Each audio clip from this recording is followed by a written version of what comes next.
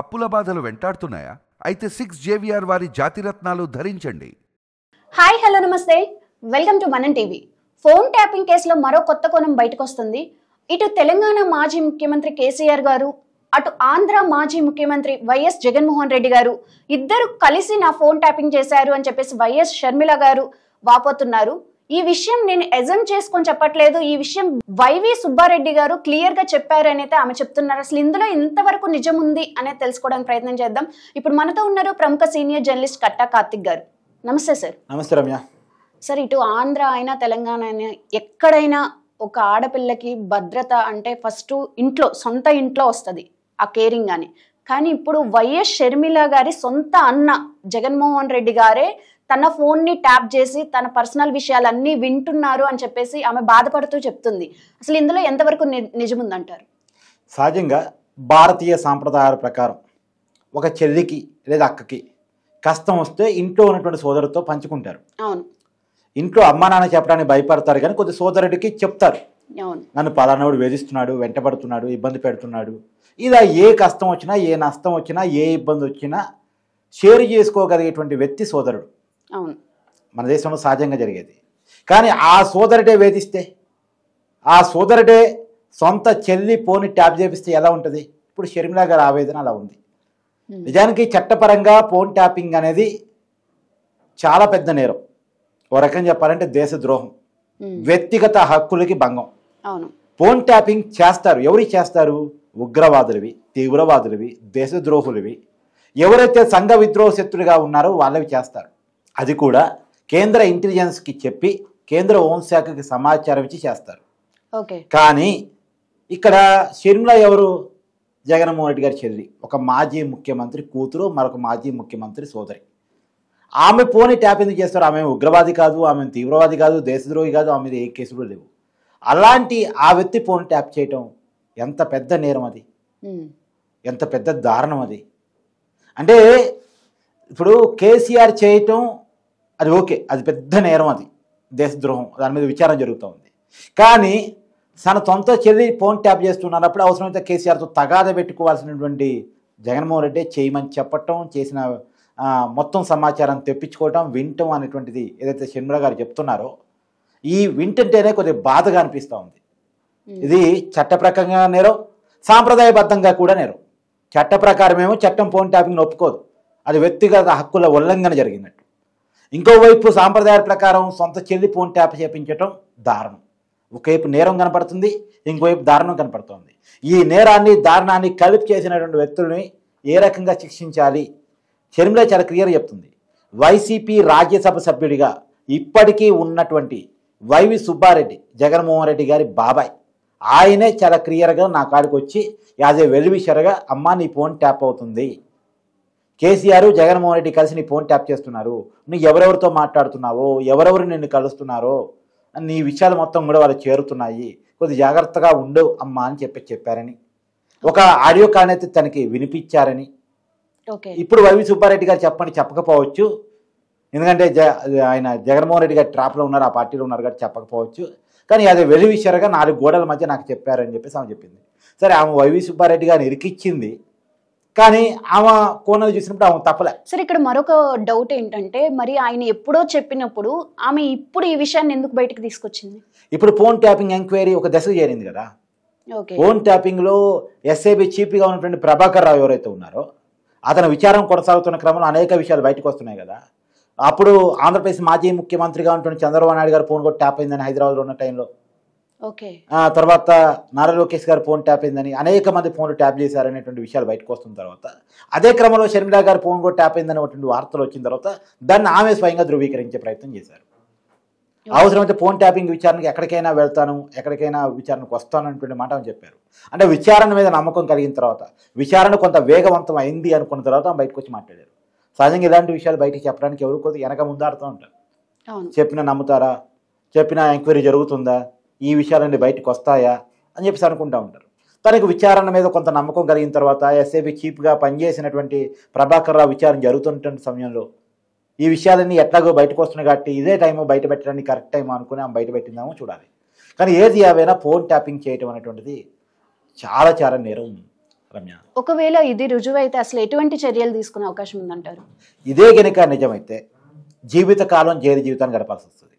Phone tap చేసిన వాళ్ళు, చేపించిన వాళ్ళు. తర్వాత ఇప్పుడు డైరెక్ట్ గా కేసీఆర్ గారిని అంటున్నారు. ఎవరైనా అంతే. ఫోన్ ట్యాపింగ్ చేసింది కేసీఆర్, కేటీఆర్ అయితే మాత్రం, ఎందుకంటే కేటీఆర్, కేసీఆర్ మీదే ఆరోపణలు వస్తున్నాయి కాబట్టి వాళ్ళే చేపించుంటే మాత్రం ఖచ్చితంగా ఈ కేసు నిరూపితం అయితే మాత్రం ఖచ్చితంగా జైలు జీవితాన్ని జీవితకాలం గడపాలి.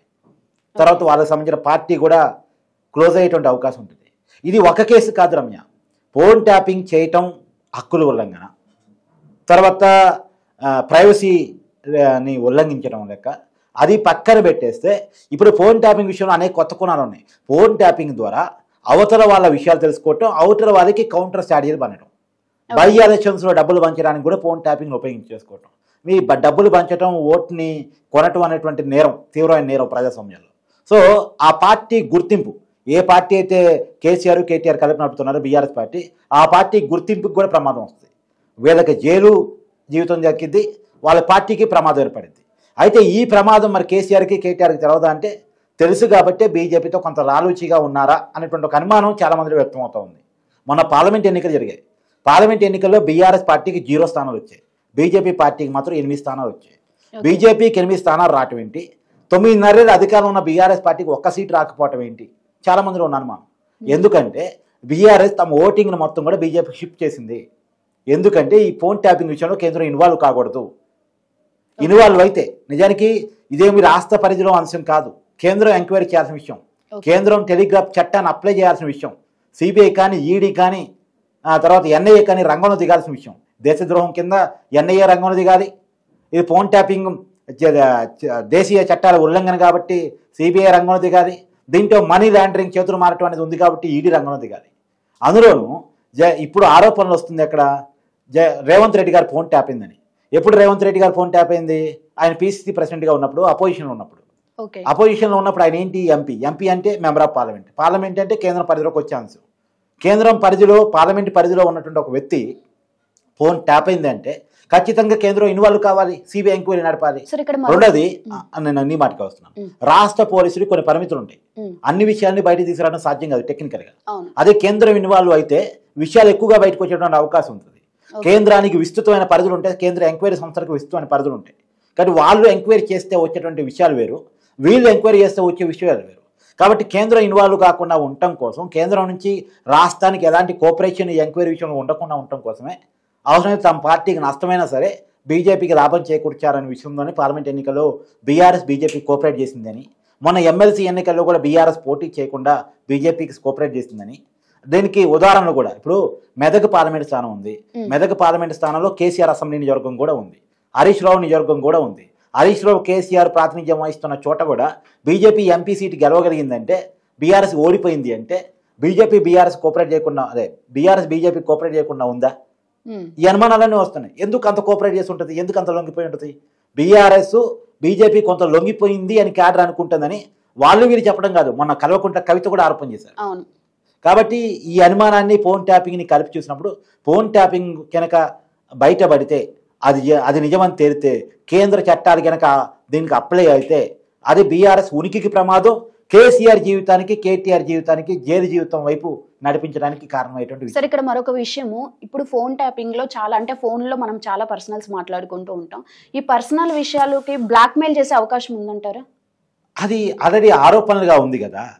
ఇప్పుడు కేసీఆర్, కేటీఆర్, పచ్చగించి కేటీఆర్ సినిమా సెలబ్రిటీలకు సంబంధించినటువంటి వాళ్ళ ఫోన్లు ట్యాప్ చేశారని, ఇండస్ట్రియలిస్టుల ఫోన్లు ట్యాప్ చేశారని, తర్వాత వాళ్ళని బ్లాక్మెయిల్ చేశారని, కొంతమంది దగ్గర డబ్బులు కూడా తీసుకున్నారు అని చెప్పి, ఇలా రకరకాలు, ఇంకా ఒక పరిమితికి మించి కూడా ఆరోపణ చేసిన వాళ్ళు ఉన్నారు. కానీ అవన్నీ మనం మాట్లాడలేము, ఎందుకంటే రుజువులు లేకుండా జర్నలిస్ట్గా మనం మాట్లాడలేము. కానీ సహజంగా ఫోన్ ట్యాపింగ్ అనేది చేయకూడదు. చేసిన తర్వాత అంతిమంగా జరిగేది ఏంది? 1 బ్లాక్మెయిలింగ్, 2 వేధింపులు, 3 డబ్బులు లావాదేవీలు, ఇవన్నీ జరుగుతూ ఉంటాయి. సో ఖచ్చితంగా ఫోన్ ట్యాపింగ్ రకరకాల నేరాలకి కారణమైనటువంటి విషయం.